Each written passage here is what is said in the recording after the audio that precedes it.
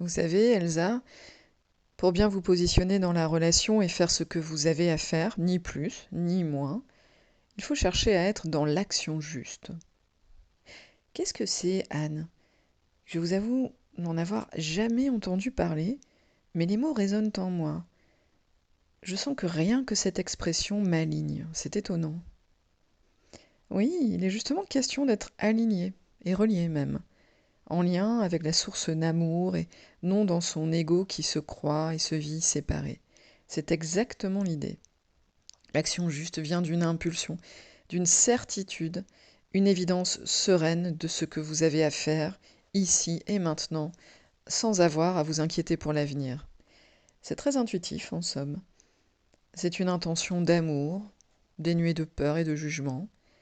Elle n'est pas motivée par l'obtention d'une récompense, ni par l'évitement d'un ressenti désagréable. C'est juste de l'amour qui se donne spontanément. Lorsque je vois que quelqu'un a besoin de mon aide, je l'aide.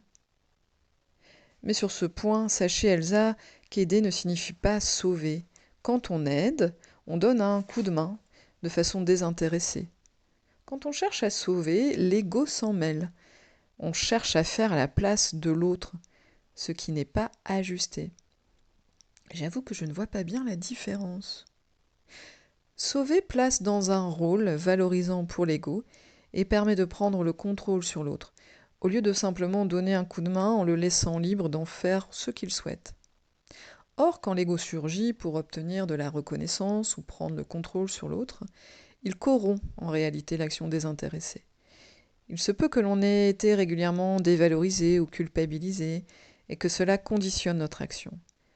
Ce n'est pas alors l'amour, mais encore une fois l'ego qui nous fait agir, en réponse à ces conditionnements. Cela engendre une compulsion à reproduire le même scénario en dépit du fait qu'il soit, à chaque fois, inapproprié. Un peu comme dans les compulsions alimentaires et les addictions en somme. Nous pouvons avoir du mal à nous empêcher de reproduire toujours le même comportement, qu'il s'agisse de la victime, du sauveur ou de n'importe quelle position aliénante au final.